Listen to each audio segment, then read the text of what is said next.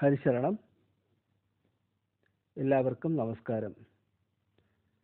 സ്വർണഭൂഷിതം പത്മനാഭം ശങ്കരപ്രിയം സാധുരക്ഷണം നിത്യസുസ്മിതം ദിനകരസമം പാഹി മാം സദാ ശ്രീ പത്മനാഭം.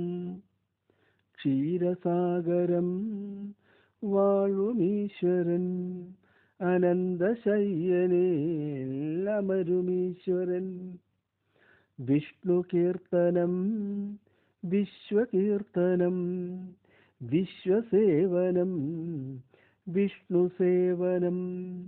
ലക്ഷ്മികാന്തനായി മരുവുമീശ്വരൻ പത്മനാഭനായി വിളങ്ങുമീശ്വരൻ.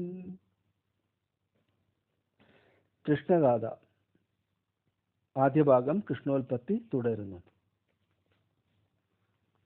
ശ്രീ പത്മനാഭൻ തൻ ജായ എന്നിങ്ങനെ പേർപ്പെട്ടു നിന്നോരു മേദിനിതാൻ. ദുഷ്ടരായുള്ളോരു മന്നവരെല്ലാരും ഒട്ടേറെ പോന്നു പിറക്കയാലേ. ഭൂമിദേവിയെ ശ്രീ പത്മനാഭന്റെ ജായ, ഭാര്യ എന്നും പറയാറുണ്ട്.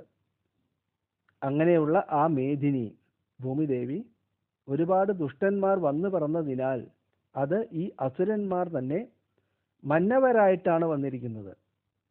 ദ്വാപരയുഗത്തിൽ അസുരന്മാരൊക്കെ രാജാക്കന്മാരായിട്ട് വന്നു.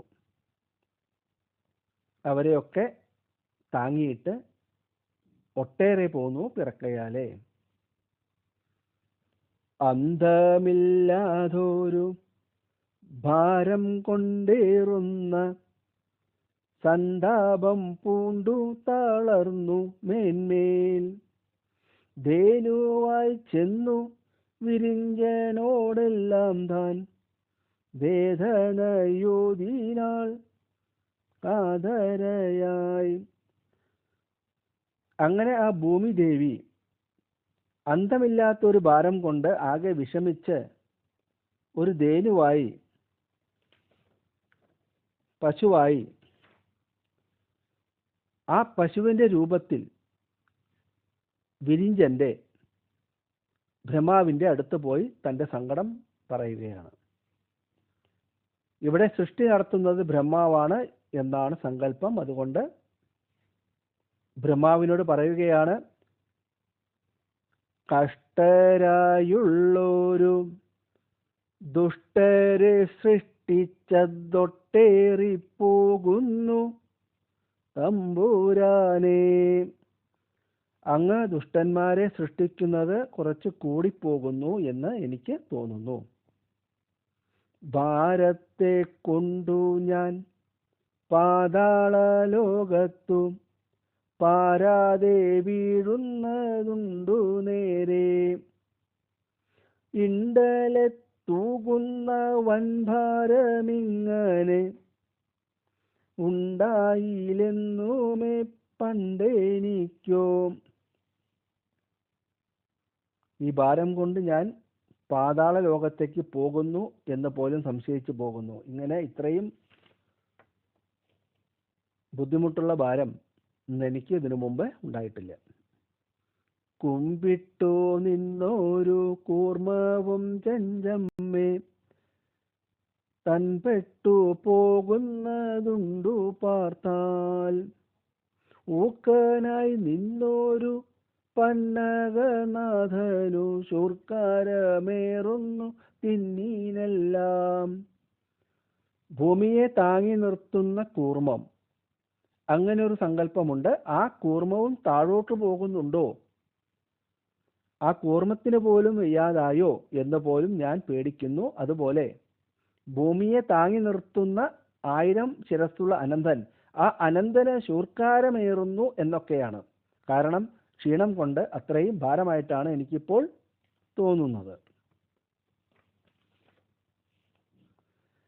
ആനകളെല്ലാമേ ദീനങ്ങളായി തൻ ആനനം താഴ്ത്തിത്തളർന്നു കൂടി. മാമയനായോനെ ഭാരത്തെ കൊണ്ടു ഞാൻ നാമാവശേഷയായി പോകും മുമ്പേ. പാരാതെ കണ്ടെന്നെ പാലിച്ചു കൊള്ളണം കാരുണ്യകാതലെ കൈതൊഴുന്നേൻ. അപ്പോൾ ഇങ്ങനെ ആനകൾ, ദിഗ്ഗജങ്ങൾ, അവരും ഈ ഭൂമിക്ക് എല്ലാ സഹായവും ചെയ്തു കൊടുക്കുന്നതാണ്. അവരൊക്കെ തളർന്ന് തങ്ങളുടെ ആനനം, മുഖമൊക്കെ താഴ്ത്തിരിക്കുകയാണ്. ഇങ്ങനെ എൻ്റെ ഭാരത്തെ കൊണ്ട് ഞാൻ പൂർണ്ണമായി നാമാവശേഷമാകുന്നതിന് മുമ്പേ, അല്ലയോ ബ്രഹ്മദേവ, എന്നെ ഈ ഒരു പ്രതിസന്ധിയിൽ നിന്ന് രക്ഷിക്കണമേ എന്ന് പറയുകയാണ്. വേദന പൂണ്ടോരു മേദിനിയാലിതു വേദിതനായ വിരിഞ്ചനപ്പോൾ വാനവർ ചൂടുറ്റു മേദിനി താനുമായി വാർത്തിങ്കൾ മൗലീതൻ ആലയത്തിൽ. അങ്ങനെ ബ്രഹ്മാവിന് നേരിട്ടൊരു പരിഹാരം പറഞ്ഞു കൊടുക്കാൻ സാധിക്കില്ല. അതുകൊണ്ട് വേദന പൂണ്ട മേദിനിയായി ഇപ്രകാരം കേൾക്കപ്പെട്ട വിരിഞ്ചൻ ദേവന്മാരോടുകൂടെ വാർത്തിങ്കൾ മൗലി, ആ ചന്ദ്രശേഖരനായിട്ടുള്ള പരമശിവന്റെ ആലയത്തിൽ, കൈലാസത്തിൽ പാരാതെ ചെന്നവർ ചൊല്ലിനാരെല്ലാരും പാലാഴി തന്നീലും ചെന്നു. പിന്നെ വാരുറ്റു നിന്നൊരു വാക്ക് കൊണ്ടന്നേരം വാരിജ നേത്രനെ വാഴ്ത്തിച്ചൊന്നാർ. എന്നാൽ പരമശിവനും പ്രത്യേകിച്ചൊന്നും ചെയ്യാനില്ല. എല്ലാവരും പാലാഴിക്ക് പോയി പാലാഴിക്കരയിൽ ചെന്ന് അവിടെ ആ വാരിജ നേത്രനെ, ഭഗവാൻ മഹാവിഷ്ണുവിനെ ഇപ്രകാരം വാഴ്ത്തി സ്തുതിച്ചു. ഈരേഴു പാരിനും കാരണമായൊരു കാരുണ്യപൂരമാം വാരിരാശേ, പാരിടം പൂരിച്ച ഭാരത്തെ തീർത്തിന്നു പാലിച്ചു കൊള്ളേണം പാരാതെ നീ. നിൻകനിവില്ലായിൽ എങ്ങളിൽ നെങ്ങനെ സങ്കടം പോക്കുന്നു തമ്പുരാനെ. വങ്കനി വാണ്ടങ്ങൾ സങ്കടം തീർക്കണം പങ്കജലോചന ശങ്കിയാതെ. അങ്ങല്ലാതെ ഞങ്ങളുടെ സങ്കടം തീർക്കാൻ വേറെ ആരുമില്ല. അതുകൊണ്ട് ഞങ്ങളുടെ ഈ സങ്കടത്തിന് ഒരു പരിഹാരം കാണിച്ചു തരണം എന്ന് ഭൂമിദേവിക്ക് ഒരു പിന്തുണയുമായിട്ടാണ് എല്ലാവരും അവിടെ ചെന്നത്. വാസവൻ മുമ്പായ വാനവരിങ്ങനെ വാഴ്ത്തിന നേരത്തു വാരിജാക്ഷൻ പ്രത്യക്ഷനായിട്ടു ചൊല്ലി നിന്നിടിനാൻ ഭക്തിയെ കാണുമ്പോഴെന്നു ന്യായം. ഇങ്ങനെ വാസവൻ ദേവേന്ദ്രനെ മുൻനിർത്തിക്കൊണ്ട് ദേവന്മാരും എല്ലാവരും വാരിജാക്ഷനെ, ഭഗവാനെ വാഴ്ത്തിക്കൊണ്ട് ഭഗവാൻ പ്രത്യക്ഷനായിട്ട് അവരോട് പറഞ്ഞു, അത് ഇവരുടെ ഭക്തിയെ കാണുമ്പോഴാണ് എന്ന ന്യായം. ന്യായം എന്നാൽ നിശ്ചയം എന്നുള്ള ഒരു അർത്ഥമുണ്ട്. ഇവരുടെ ഭക്തിപൂർണമായ സ്തുതിയിൽ പ്രസാദിച്ച് ഭഗവാൻ ഇപ്രകാരം പറയുകയാണ്.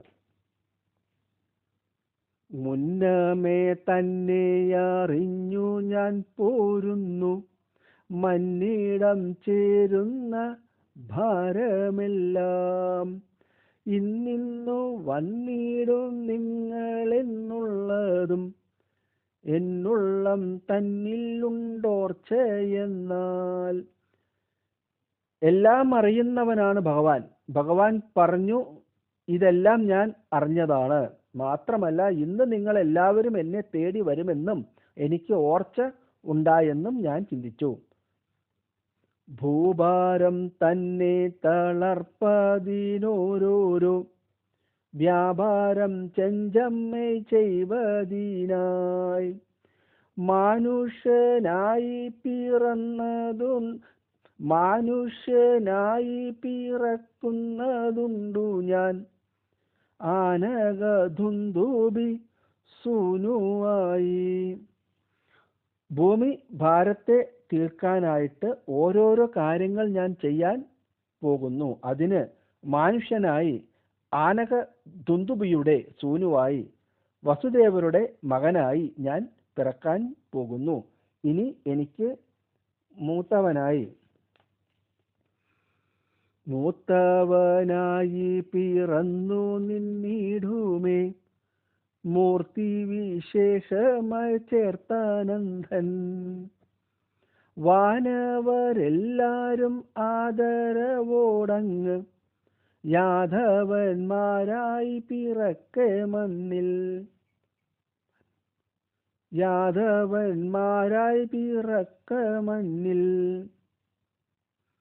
മായയായി മേവുന്ന ദേവിയും വന്നങ്ങ് മാനുഷിയായി പിറക്കും. പിന്നെ